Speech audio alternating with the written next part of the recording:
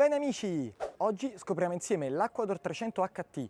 una barca con una lunghezza fuori tutto di 9,35 m e una larghezza di 3,30 m. Noi ora faremo una passeggiata a bordo per scoprire l'allestimento, ma voi come sempre ricordatevi di lasciare un like a questo video e commentare con la vostra opinione. Scopriamolo insieme! Le plancette di poppa sono strutturali e sono separate dai motori. Motori in questo caso rappresentati da una coppia di Mercury V6 da 200 cavalli ognuno, ma è disponibile anche l'installazione di un singolo motore entro fuoribordo Volvo Penta D4 da 320 cavalli. All'interno della plancetta di sinistra c'è la scaletta di risalita installata al di sotto della vetroresina, quindi scaletta di risalita a scomparsa con relativa maniglia tienti bene per agevolare l'uscita dall'acqua.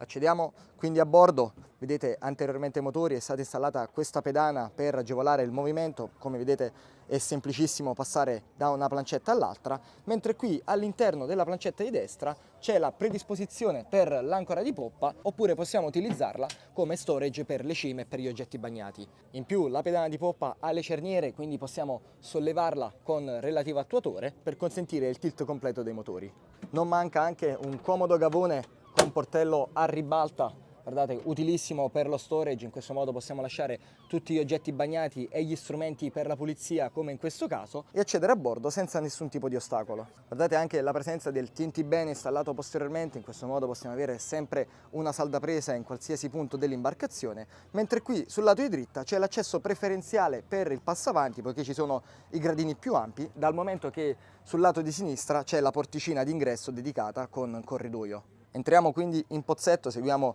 il percorso del piano di calpestio in tech, vediamo subito sulla sinistra il blocco cucina esterna, blocco cucina con lavello e piano cottura a gasolio, mentre in basso c'è il frigorifero a carrello e tantissimo spazio per lo stivaggio con tanti cassetti e ripiani. Sul lato di dritta invece c'è la dinette di poppa con divano piuttosto ampio, guardate qui, comodissimo, con tavolo centrale che possiamo anche ribaltare per ampliare la sua estensione, e si può anche abbassare premendo semplicemente l'interruttore e con l'aggiunta di un cuscino creare un ulteriore posto letto e un prendisole di poppa davvero niente male, soprattutto perché siamo sempre ben protetti grazie alle ampie spalliere che si trovano su tutto il divanetto. In questo modo anche le persone meno esperte riescono a rilassarsi a bordo. Non manca lo spazio dello stivaggio, al di sotto delle sedute ci sono ulteriori gavoni, mentre sollevando con pistone dedicato il piano di calpestio al di sotto del tavolo possiamo accedere all'impiantistica di bordo ed effettuare tutte le operazioni di rimessaggio, dal momento che c'è tanto spazio, poiché lì è prevista anche la sala macchine qualora volessimo installare la motorizzazione entro fuoribordo. E guardate in alto, siamo sempre ben riparati dall'hardtop in vetroresina, ma con tanti punti di luce che possiamo gestire grazie anche alle tende oscuranti che si trovano qui, quindi possiamo farle scorrere e quindi scegliere il livello di luminosità interna, mentre qualora volessimo avere ulteriore privacy basta soltanto aprire il portello qui al di sotto del montante e quindi avere maggior protezione grazie alla presenza del crystal che scorre sui binari, quindi riusciamo ad avere una chiusura integrale, quindi poter navigare anche durante i climi più freddi e avere altri due posti letto a poppa con isolamento totale. Ci spostiamo verso prua seguendo appunto il piano di calpestio che ci crea il corridoio preferenziale. Qui troviamo anche un ulteriore frigorifero opzionale e arriviamo nella postazione di comando. Postazione con doppia seduta con schienale fisso e bosser dedicato, in questo modo sia il comandante che il copilota possono scegliere se restare in modalità poggiareni o con seduta tradizionale, e abbiamo anche la possibilità di far scorrere le sedute. In questo modo il comandante può scegliere la distanza che più preferisce dal timone. Quindi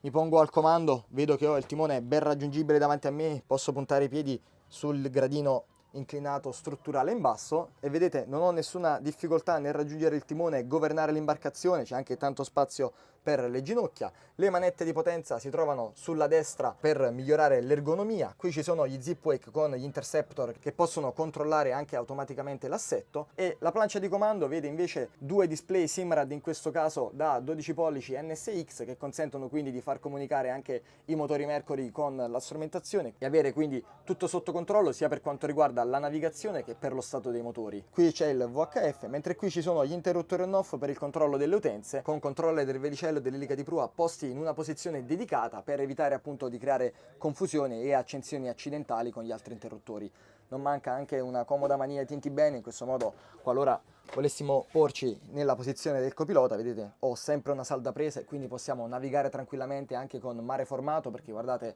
la presenza dell'hardtop ci assicura un'ottima visibilità a 360 gradi praticamente, con l'eccezione dei montanti posteriori, ma al tempo stesso possiamo anche scegliere la reazione, perché in alto abbiamo il doppio vetro che può scorrere singolarmente, quindi possiamo scegliere se aprire o chiudere entrambi, oppure selezionarne solo uno. In questo modo anche l'ospite che ha la poltroncina dedicata a monoposto può avere maggior ricircolo dell'aria dedicato. In alto alla plancia invece, oltre alla bussola posizionata lì sulla destra, c'è un comodissimo portello dove riporre tutti gli oggetti. Abbiamo anche la base di ricarica wireless per lo smartphone. In questo modo possiamo chiuderlo ed essere certi che non ci siano problemi di alte temperature e al tempo stesso possono essere protetti, quindi nessun problema di cadute anche durante la navigazione. E vi mostro anche la capacità di storage della barca, perché come vedete qui ci sono tantissimi gavoni totalmente controstampati, quindi puliti alla vista, che continuano anche al di sotto del piano di calpestio. In questo modo, come vi dicevo, possiamo riporre tutti gli oggetti e non avere nessun tipo di ostacolo durante il movimento a bordo. Anche la poltroncina dedicata all'ospite sulla sinistra segue la stessa filosofia della postazione di comando, con bolster dedicato e possibilità di far scorrere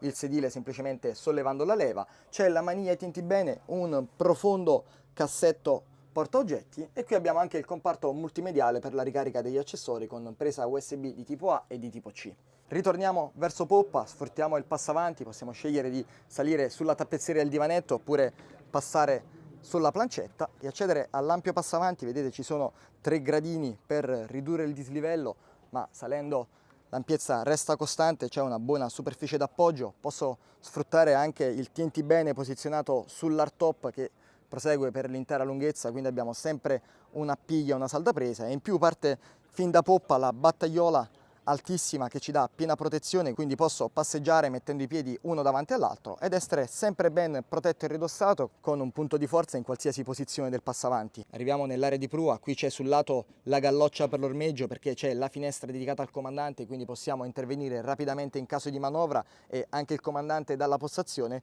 può aiutare e agevolare le fasi di ormeggio. Arriviamo quindi a prua, vediamo subito il prendisole ampissimo, ben protetto anche in questo caso dai TNT bene generosi laterali. La battaiola resta alta per tutta la sua lunghezza, vedete arriva alla metà della mia gamba, quindi siamo sempre ben protetti, e in più il prendisole ha la possibilità di avere la doppia inclinazione dello schienale. Possiamo sceglierlo se lasciarlo in continuità con il prendisole oppure sollevare le alette e quindi avere un doppio schienale a formare una comodissima chaise longue. Al di sotto del cuscino centrale c'è il passo d'uomo per dare maggiore luminosità all'interno della cabina, ma lo vedremo tra un attimo, mentre all'estremità della prua c'è il vano dedicato all'ancora all'interno del musone. Vedete, si può sollevare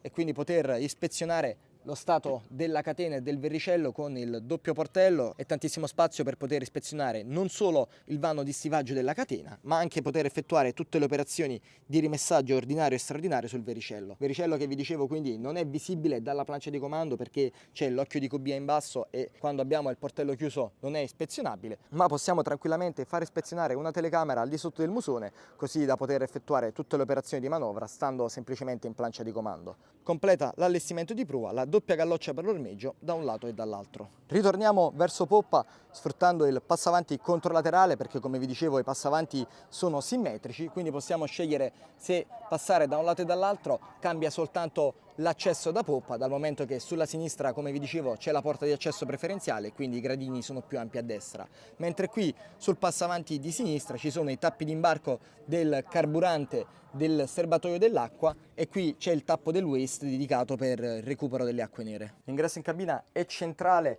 con porta a scorrimento, guardate anche qui che generosa maniglia TNT bene, ed entrando vediamo che ci sono 2 gradini per ridurre il dislivello, ma subito sulla sinistra ci sono dei comodi armadietti dove poter alloggiare l'abbigliamento, con in basso un ampio piano di calpestio a fungere da disimpegno perché sulla sinistra c'è un divanetto lineare con oblò posizionato sulla murata e tanta luminosità perché, come vedete, ci sono le vetrate lungo tutta la murata e anche sul lato di dritta, quindi luminosità ai massimi livelli con la reazione assicurata anche dal passo d'uomo, mentre all'estremità della prua c'è un ampio letto matrimoniale con materasso e topper dedicato per aumentare l'ergonomia a bordo. C'è quest'area centrale che funge da disimpegno perché sulla destra c'è il bagno in cabina dedicata con il WC posizionato sulla murata e poco più dietro il lavello con relativo miscelatore, e soprattutto c'è una buona superficie in basso per potersi muovere all'interno del bagno dal momento che c'è il soffione dedicato per la doccia. Non manca anche qui l'oblò con vetrata dedicata, il portasciugamani in alto e c'è una buona superficie d'appoggio anche in questo caso con rinforzo in legno, in questo modo possiamo evitare che gli oggetti possano cadere, con in basso un ulteriore mobiletto per aumentare lo spazio di stivaggio. Vi mostro anche l'altezza, perché vedete io riesco a stare comodamente in piedi anche all'interno del bagno, sebbene ci sia il rialzo in basso sul piano di calpestio per l'impiantistica, e ovviamente anche nella porzione principale della cabina non ho nessun problema di movimento e di altezza, perché altezza superiore al 1,90 m, quindi perfettamente vivibile e soprattutto resta conservata per tutta la cabina. Ci spostiamo verso poppa poiché c'è la cabina ospiti posizionata sul lato di dritta con letto matrimoniale posizionato al di sotto del piano di calpestio, ma guardate l'altezza è più che generosa per questa categoria, quindi perfettamente sfruttabile per una coppia di ospiti. C'è la vetrata a dare maggior luminosità e la vista mare, l'armadietto immancabile per l'abbigliamento posizionato sempre sulla destra, e abbiamo invece sulla sinistra l'oblò per favorire il ricircolo dell'aria, oblò quindi posizionato all'interno del pozzetto, ma come vedete dalle bocchette qui c'è anche l'aria condizionata installabile a bordo. Quindi una barca pienamente sfruttabile, pienamente vivibile per crociere per 4 persone, dal momento che il letto è pienamente sfruttabile anche da 2 adulti, perché vedete c'è una buona altezza all'interno della cabina e quando sono steso ho ancora tantissimo spazio e soprattutto ho piena reazione grazie all'oblò e l'aria condizionata. E quindi cari amici, questo è l'Aquador 300 HT. Come sempre, se il video vi è piaciuto vi invito a iscrivervi al canale YouTube e alla pagina Facebook, lasciate un like e taggate le persone che pensate possano essere interessate. E come sempre, per tutti i prossimi video ci vediamo sempre qui su The City Team.